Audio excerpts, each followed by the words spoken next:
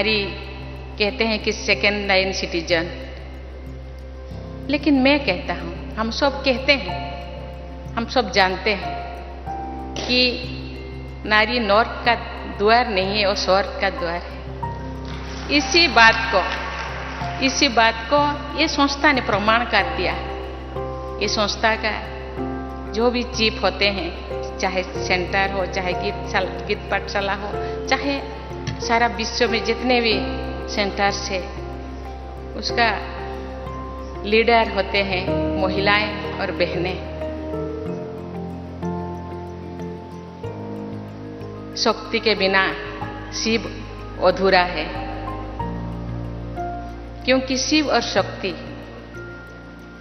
दोनों का प्रभाव से ही ताकत मिलता है, ऊर्जा मिलता है। शक्ति के बिना शिव का अधूरापन हो जाता है। इसीलिए ब्रह्मा बाबा ने एक शक्तियों को आगे रखा और जानते हैं कि ये महिला शक्ति के प्रतीक है, ये तो सर्वं स्वाहा है।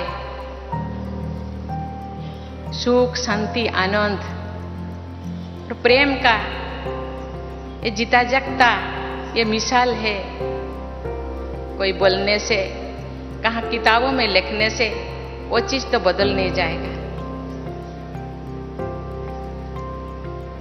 लेकिन आज लोगों की मानसिक स्थिति को बदलना जरूरी है और बदल भी चुका है।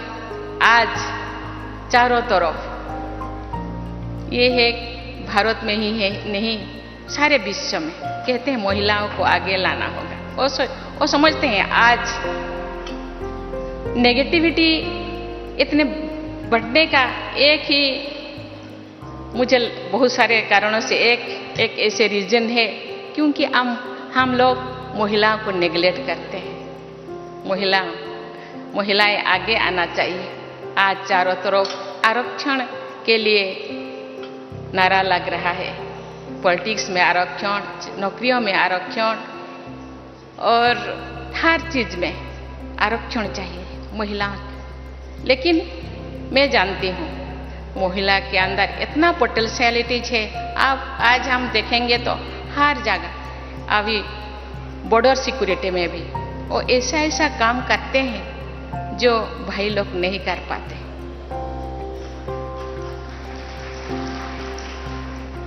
अपने आप को प्रूव करना चाहते हैं, उनके अंदर जुनून है, यस मुझे करना है, मुझे आगे बढ़ना है। किसी के पीछे, मेरे पीछे कोई रहना कोई जरूरी नहीं, मेरे अंदर पोटेंशियलिटीज है। इसीलिए आज आप देखेंगे तो सीबीएसई का रिजल्ट, कोई मेडिकल का रिजल्ट, कोई आईएएस का result, IAS, OAS, engineer, MBBS, जो भी आप रिजल्ट देखेंगे, बहनें अपने छात्राएं वो पहले जो नंबर 10 पे उनका नाम 50 से ज्यादा रहता है। अपने आप को प्रूव करना चाहते हैं। हम पीछे नहीं है, हम आगे है, आगे बन सकते हैं, जा सकते हैं। इसीलिए ये जो संस्था, ये जो इतने सारे संस्थाओं को एक सूत्र में बांधना, कोई बाबा के भाषा में कोई मासी का घर नहीं है। इतने लोगों को इकट्ठे करना, मानसिक परिवर्तन करना, ये केवल ये संस्था महिलाओं के नहीं, समाज के हर वर्ग, हर श्रेणी को आगे लाने के लिए वो चाहते हैं। जो समाज के सब लोग आगे बढ़ेंगे तो विश्व परिवर्तन हो सकेगा। मुट्ठी भर मानव के साथ कोई परिवर्तन नहीं हो सकता, सबको आगे लाना होगा, आगे आना होगा। इसीलिए वो युवाओं को भी आगे लाने के लिए गांव-गांव वो रैली कर रहे हैं। सब जानते हैं जितने अभी जनसंख्या वृद्धि हो रहा है, इसके साथ ही अपना अनाज का भी बढ़ावा जरूरी है।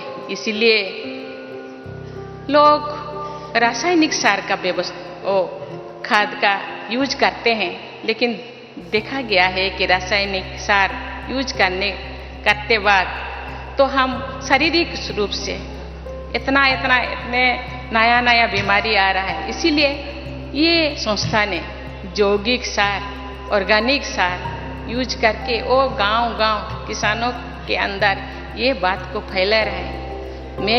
मुझे भी मौका मिला था कि ब्लॉक में कृषि सम्मेलन जो हो रहा है उसमें शामिल होने के लोगों को समझाने के लिए ये लोग इसको अपना रहे हैं। आज सब सोच रहे हैं हमको तो उस रासायनिक सार को बंद करना है, खाद को बंद, अभी ऑर्गेनिक जो खाद को अपनाना है और उसके साथ साथ यौगिक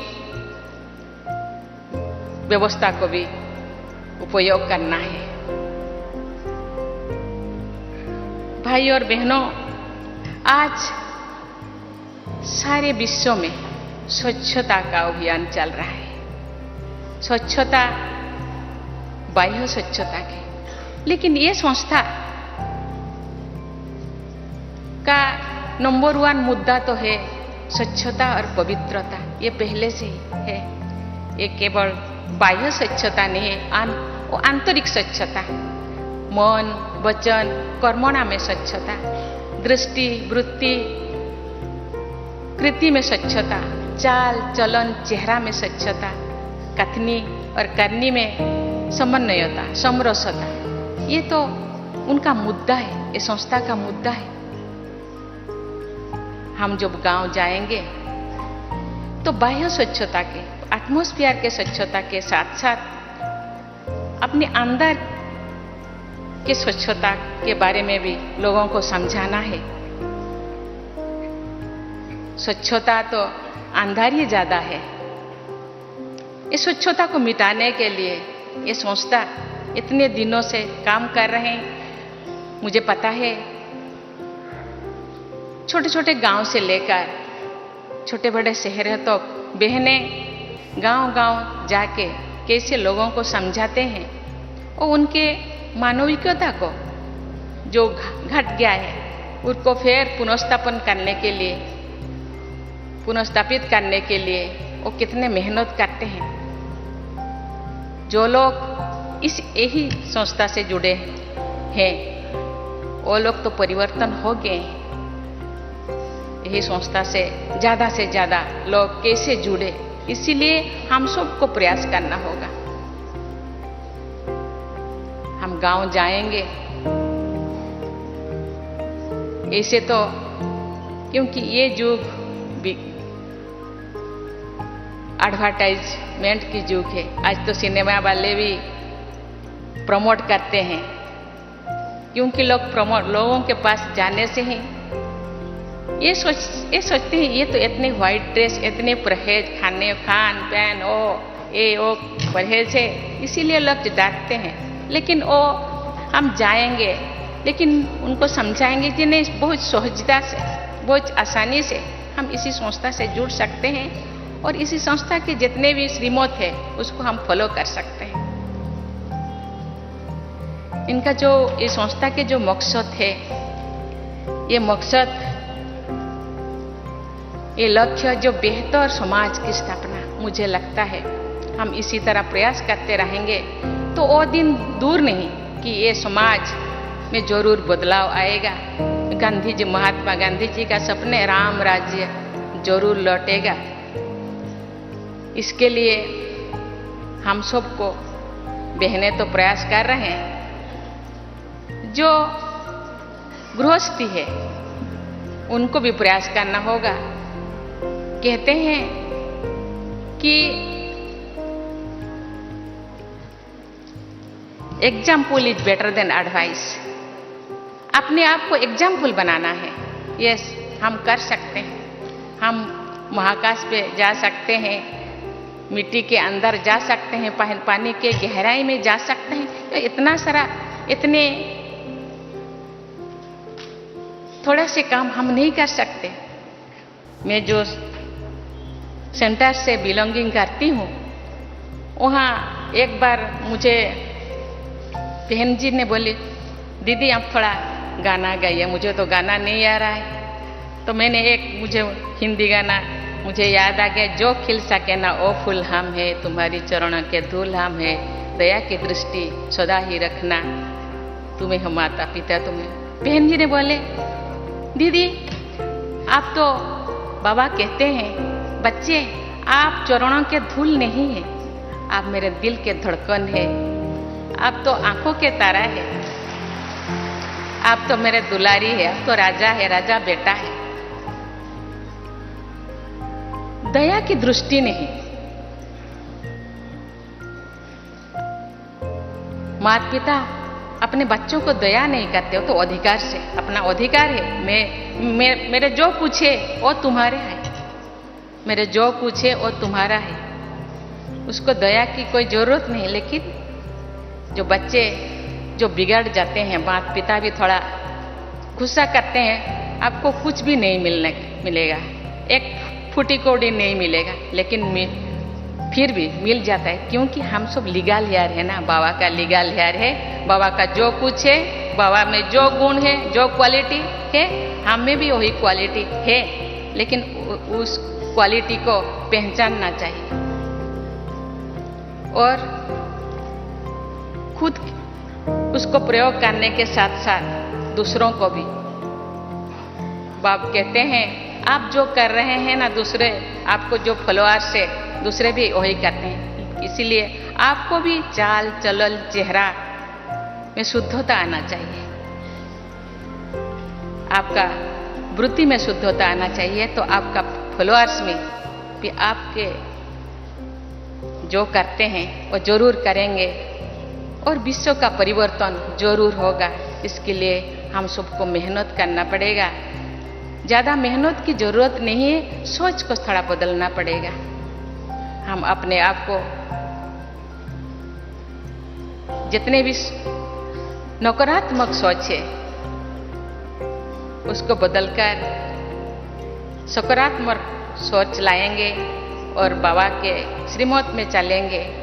बाबा कहते हैं, ये विश्व ये कंटे के जंगल है, ये कंटे के जंगल को फूल के जंगल बनाना है, तो थोड़ा बहुत तो मेहनत तो करना पड़ेगा। इसीलिए हम जो ढूंढते हैं, सुख को ढूंढते हैं, हर कोई सुख के लिए, शांति के लिए, आनंद के लिए प्रयास करते हैं, लेकिन सुख हम कहाँ ढूंढते हैं? वस्तुओं में, वस्तुओं में सुख ढूंढते हैं, लेकिन वो सुख तो स्थायी नहीं है। लेकिन स्थायी सुख अपने अंदर है, उसको ढूंढना है। तो इसके लिए जो हर किसी के लिए, जैसे भगवान ने जो क्रिएट किए हैं, जितने भी प्लैनेट है, अपने अपना कक्षा में चलते हैं, स्कूल में हम दाखिला लेते हैं, स्कूल का भी कोई अनुशासन है, उनका भी कोई नीति नियम है, गवर्नमेंट जो चलता है कॉन्स्टिट्यूशन के नीति नियम के अनुसार चलता है। लेकिन इसीलिए अपने आप का भी एक कॉन्स्टिट्यूशन बनाना चाहिए, मुझे कैसा जीना है, मुझे ऐसा जीना है कि मुझे देखकर बोले कि यस, ये जो कर रहे हैं अच्छा कर रहे हैं। इसीलिए इतने फॉलोअर्स है, लेकिन इसी बात को, इसी मैसेज को लेकर के हमको गांव को जाना होगा, लोगों के पास जाना होगा, जरूर परिवर्तन होगा और राम राज्य जो सपना है महात्मा गांधी का, वो जरूर वो पूर्ण होगा। और इस संस्था जो रूहानी संस्था जो पुनर्स्थापन, जो मूल्यों का जो पुनर्स्थापन करने के लिए जो सोच रहे हैं, आज चारों तरफ जितने भी यूनिवर्सिटीज है, यूनिवर्सिटी में आज वैल्यू एजुकेशन के बारे में सोचते हैं। आज थोड़ा बच्चे ये दुनिया के ये चकचक्यों को देखकर थोड़ा रास्ता भूल गए, उनको रास्ता दिखाना हम सब का काम है। इसीलिए मैं तो गवर्नर तो चांसलर होते हैं, अपना जो स्टेट में 5 यूनिवर्सिटीज है मूल्य एजुकेशन या वैल्यू एजुकेशन के लिए, शायद नेक्स्ट अपना एकेडमिक सेशन से वो शुरू करेंगे और जरूर ये बदलाव आएगा। ये जो गीत है, हम होंगे कामयाब एक दिन, जरूर हम होंगे कामयाब।